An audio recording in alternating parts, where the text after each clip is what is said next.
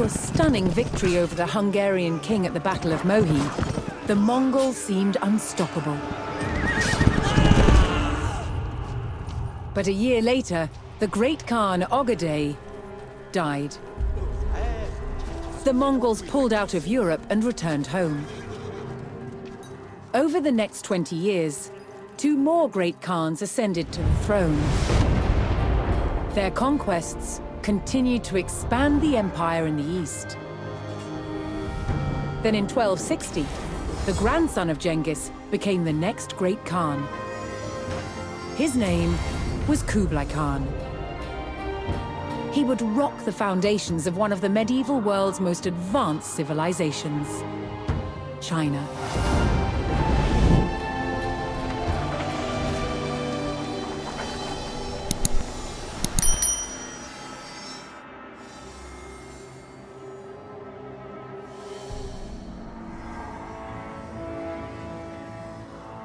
This is Chengdu. Remembered today as Xanadu, it was once Kublai Khan's great northern capital. From here, he jealously eyed the wealth of southern China's Song dynasty. He wanted to take it and become emperor of all China. The Song dynasty had ruled over southern China for more than 300 years. And the country was prosperous and well-governed. Kublai Khan knew that the key to victory was capturing a strategic city lying far to the south of Chengdu. It was called Xiangyang.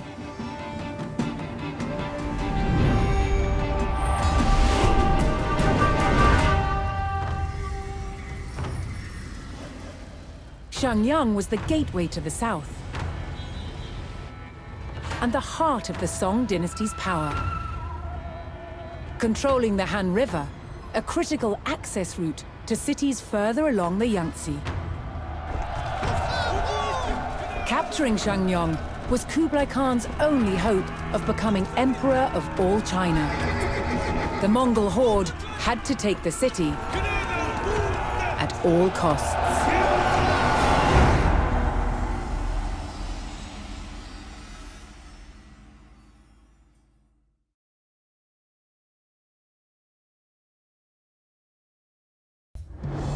The twin cities did not yield. The Mongols would need a new tactic to breach the Great Song fortress. Rather than another costly head-on assault, they planned to cut off the cities by blocking the critical supply route at Lumen Shan.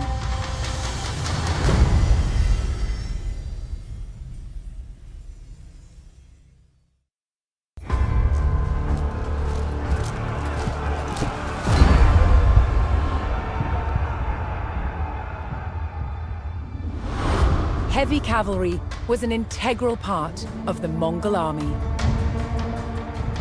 By definition, they were fully armored.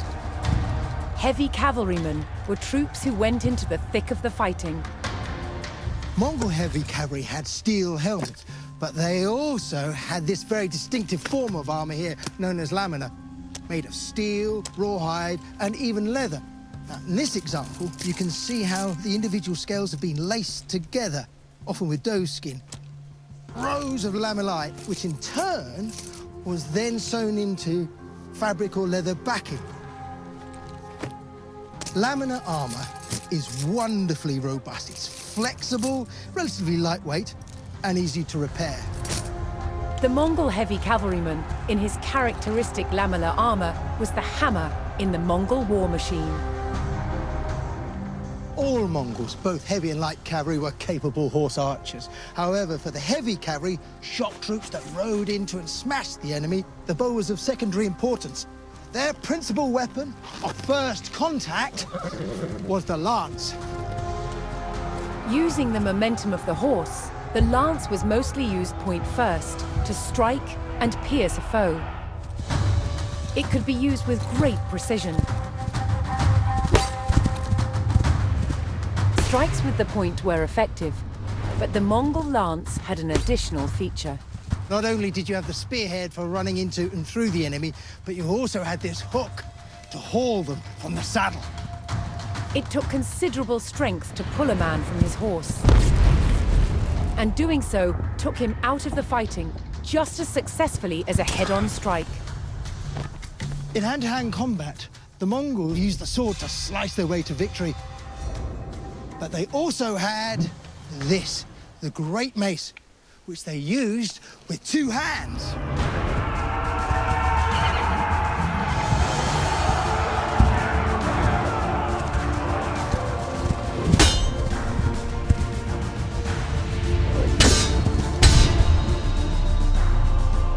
Mongol armies were famous for their ability to move fast and strike with surprise. But their heavy cavalry was a brutal shock force that could overwhelm and crush an enemy with raw power.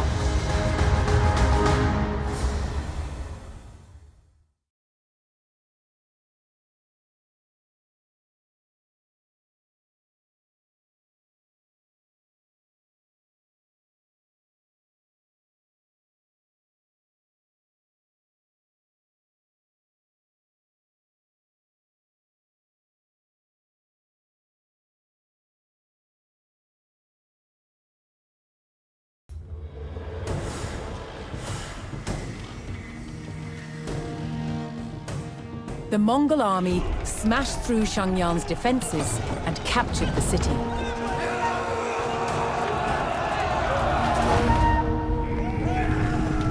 Kublai Khan then pursued the remnants of the Song dynasty across southern China. In 1279, at the Battle of Yamen, the Mongols destroyed the last defenders of the Song. Kublai Khan now ruled over all China, founding the Yuan dynasty.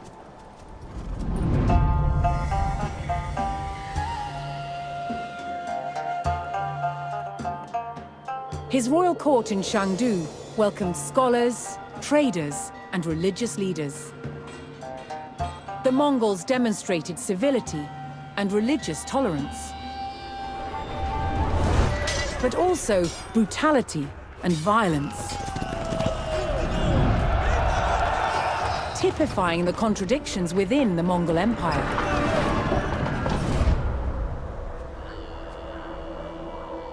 Since Genghis Khan first united the Mongolian tribes, they had made incredible advances in technology and trade. And they created indelible connections between East and West. At its height, almost 100 million people lived under Mongol rule, a quarter of the world's population. The Mongol Empire endured for less than 200 years, before fragmenting into smaller territories. But its legend continues to this day. Genghis Khan's mission was to unite the world into one empire.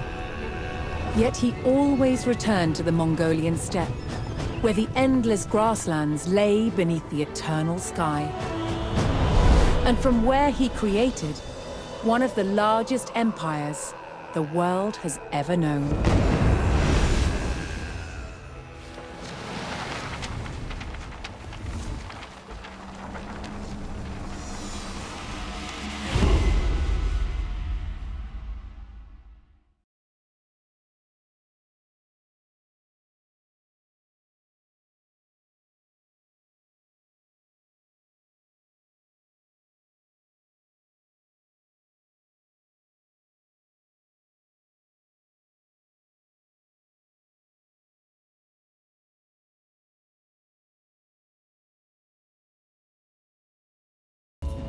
Crippled by the loss of their supply route, the twin cities of Xiangyang and Fengcheng were ready to fall. The Mongols' new long-range trebuchets would test the mighty walls of the Song fortress, and Kublai Khan would not stop the bombardment until he sat on the throne of all China.